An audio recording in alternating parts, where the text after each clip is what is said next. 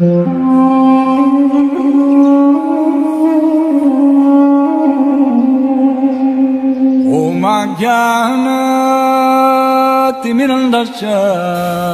I am stressing.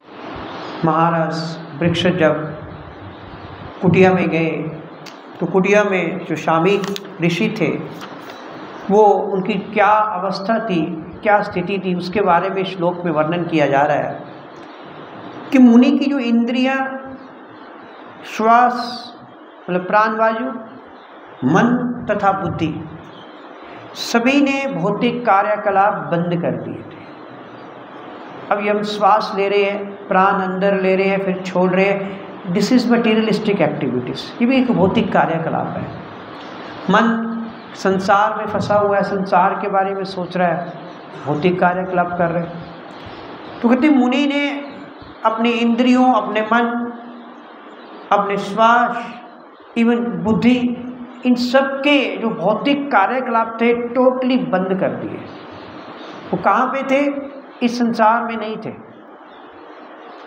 और वे तीनों स्थितियों से अलग होकर, तीन स्थितियाँ होती हैं, एक तो जागृत अवस्था जैसे हम अब जाग रहे हैं, दूसरी अवस्था होती है जब हम रात को सोए होते हैं, स्लीपिंग कंडीशन, और तीसरी होती है अनकॉन्शियसनेस, इसे यहाँ पे कहा गया है सुषुप्ति।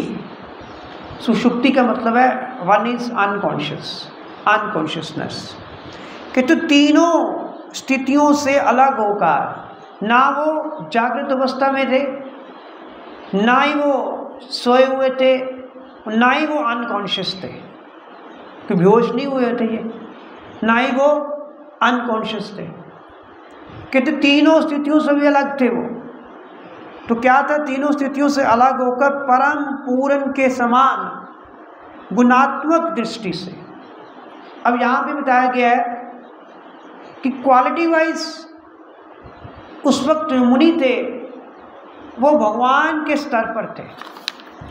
मुनि जो थे वो भगवान के स्तर पर थे क्वालिटी वाइज। वैसे भी अगर देखा जाए, शास्त्र बोलते हैं कि सैद्धांतिक तौर पर भगवान का भक्त और भगवान शुद्ध भक्त, भगवान का शुद्ध भक्त और भगवान दोनों एक ही आध्यात्मिक स्तर पर होते हैं। तभी तो भगवान खुश होते हैं अगर कोई भगवान के शुद्ध भक्त को उनके सामने पूजित करता है, उनकी पूजा करता है। भगवान अधिक प्रसन्न होते हैं क्योंकि भगवान को पता है कि मेरा भक्त है, शुद्ध भक्त है, वो उसी आध्यात्मिक स्तर पर है जिस आध्यात्मिक स्तर पर मैं हूँ।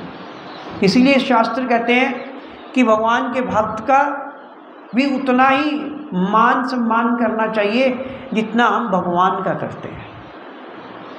अगर हम ऐसा नहीं करते तो हमसे ऑफेंसेस होते हैं, क्योंकि हम तो अपनी भौतिक बुद्धि से देखते हैं ना। कई बार शुद्ध भक्त के कार्यकलाप भी उसी प्रकार होते हैं जैसे हमारे होते हैं, तो देखने में हमें लगता है अरे ये तो हमारी तरह ही है। पर शास्त्र कह रहे हैं वैष्णवेर क्रिया मुद्रा विघ्ने न भूजे, कि जो वैष्णव है, शुद्ध भक्त है, उनके जो कार्यकलाप है बड़े से बड़े विद्वान लोग भी बूझ नहीं सकते, समझ नहीं सकते कि वो क्या कर रहे हैं। अगर बोल भी रहे हैं, उस बोलने के पीछे उनका पर्पस क्या है। तो यहाँ पर ये बताया गया है कि परम पूर्ण के समान गुणात्मक दृष्टि से दिव्य पद प्राप्त करके अब वो आध्यात्मिक स्तर पर भगवान के समान पहुंच चुके थे। उस वक्त जब वो समाधि में थे, तो उस वक्त वो समाधि में स्थित थे। समाधि लगती तभी है जब आप अपने सारी सांसारिक कार्यकलापों को बंद कर देते, मन, बुद्धि, श्वास, इन सब के कार्यकलाप, भौतिक कार्यकलाप बंद हो जाते, और फिर आप ना तो जागृत अवस्था में है, ना आप सोई हुई अवस्था में है, ना ही आप बेहोश हो, अनकॉन्शियस हो। उस वक्त आप किस स्थिति में होते हैं? उस वक्त आप क्वालिटी वाइज आध्यात्मिक स्तर पर भगवान के समान होते हो। तो वो जो स्थिति होती है उसको हम कहते हैं समाधि। तो उस वक्त जो मुनि थे समाधि की स्थिति में थे। तो प्रभुपाद अपने तात्पर्य में लिख रहे हैं कि ऐसा प्रतीत होता था कि वे मुनि जिनके आश्रम में राजा ने प्रवेश किया था योग समाधि में थे। योग का मतलब जुड़े हुए थे, किसके साथ? भगवान के साथ। तो उनकी समाधि ऐसी थी कि वो भगवान के साथ जुड़े हुए थे उस वक्त। और ये दिव्य पद 3 विधियों से प्राप्त किया जाता है। ज्ञान अर्थात सैद्धांतिक आध्यात्मिक ज्ञान से, योग अर्थात शरीर के क्रियात्मक तथा मनोवैज्ञानिक कार्यों को वश में करके समाधि की वास्तविक अनुभूति से, और तीसरा है भक्ति योग की अत्यंत स्वीकृत विधि द्वारा अर्थात इंद्रियों को भगवान की भक्ति में सेवा में लगा के। कहते ये जो समाधि की अवस्था, जो दिव्य पद जो मुनि ने प्राप्त किया होता, कहते वो 3 विधियों से प्राप्त किया जा सकता है। एक तो ज्ञान के द्वारा, सैद्धांतिक ज्ञान, फिलॉसफी, नॉलेज। दूसरा योगिक क्रियाएं जो है जिसके द्वारा हम अपने शरीर और अपने मन को वश में करते हैं। और तीसरा है भक्ति योग, जिसमें हम प्रत्यक्षता भगवान की भक्ति में, सेवा में अपने मन बुद्धि इन सबको लगाते हैं।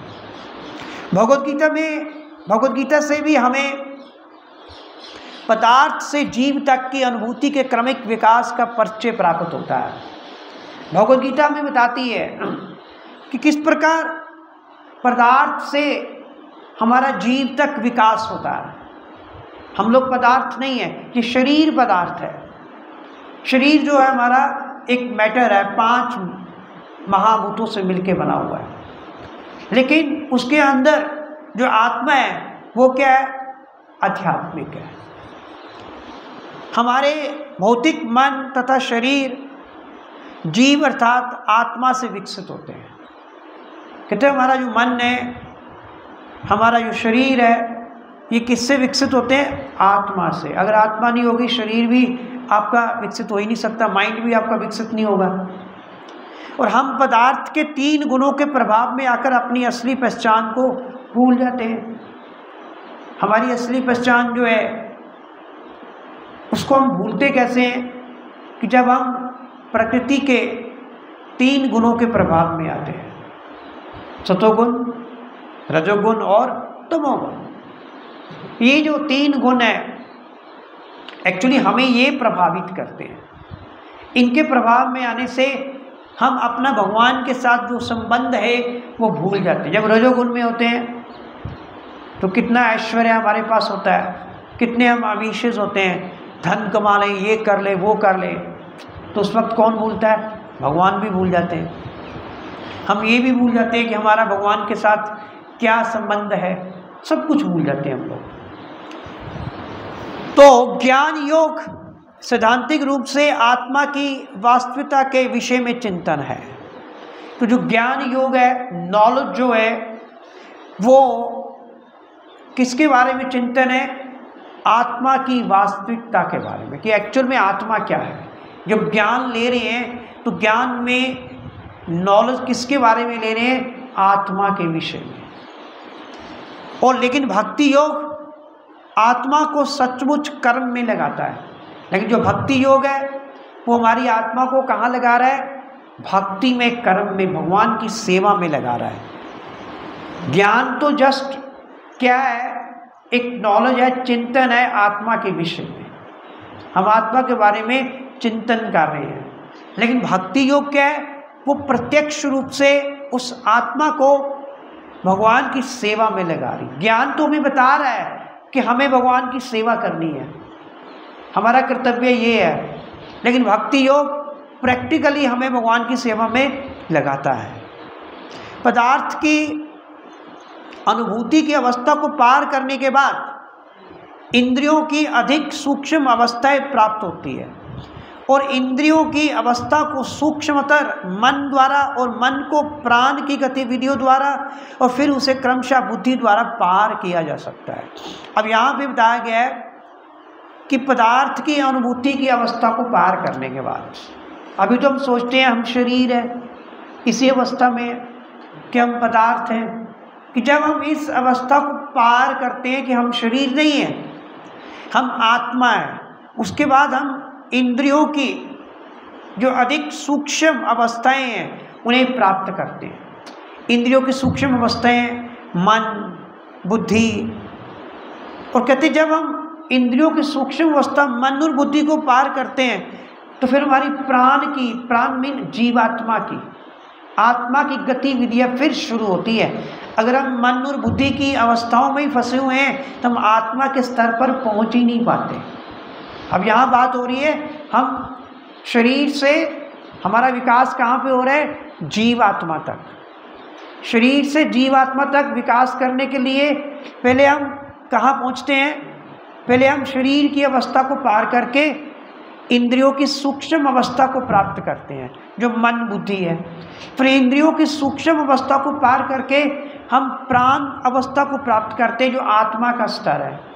और आत्मा के स्तर पे जाकर जब पूरी तरह हम अनुभूति करते हैं तब जाके हम भगवान की सेवा में अपने आप को लगाते हैं। तो बुद्धि से आगे जीवंत आत्मा को योग पद्धति की यांत्रिक क्रियाओं के द्वारा अथवा इंद्रियों को वश में करके ध्यान का अभ्यास, प्राणायाम, साधना तथा दिव्य पद तक उठने के लिए बुद्धि के प्रयोग द्वारा अनुभव किया जाता है। कहते फिर हम क्या करते हैं कि अपनी बुद्धि के द्वारा हम इन सभी अवस्थाओं से निकलकर दिव्य पद तक पहुंचते हैं, दिव्य पद को हम प्राप्त करते हैं। ये समाधि की अवस्था होती है। ये कौन सी अवस्था है? समाधि की अवस्था। पहले शरीर के स्तर पर थे, फिर मन बुद्धि के स्तर पर आए, फिर मन बुद्धि से आत्मा के स्तर पर आए, और जब हम आत्मा के स्तर पे आते हैं तब हम अपना ध्यान अपने जो कनेक्शन है भगवान के साथ जोड़ते हैं। जब हमारा कनेक्शन भगवान के साथ जुड़ता है, क्योंकि आत्मा के स्तर पर आए बिना हम कभी भी अपने आप को भगवान से कनेक्ट नहीं कर सकते। जब तक आत्मा के स्तर पर नहीं आएंगे we can never be connected with Krishna. और जब हम इन सब को पार करके आत्मा के स्तर पे आते हैं तब भगवान से कनेक्ट होते हैं, और उस अवस्था को कहते हैं समाधि की अवस्था। तब हम समाधि की अवस्था में आते हैं। तो ये समाधि शरीर की सारी भौतिक क्रियाओं को फिर रोक देती है। जब सारी अवस्थाएं पार कर ली हमने, शरीर के स्तर से भी निकल आए, मन के स्तर से भी निकल आए, बुद्धि के स्तर से भी बाहर निकल आए, फिर हम किसके स्तर पर हैं? आत्मा किससे कनेक्टेड है? आत्मा तो युग युगांतर से भगवान से कनेक्टेड है। तो फिर कहते हैं कि हमारी मन बुद्धि सब ये जितनी भी हमारे शरीर के भौतिक कार्यकलाप हैं वो सब बंद हो जाते हैं। तो इस अवस्था को समाधि कहते हैं।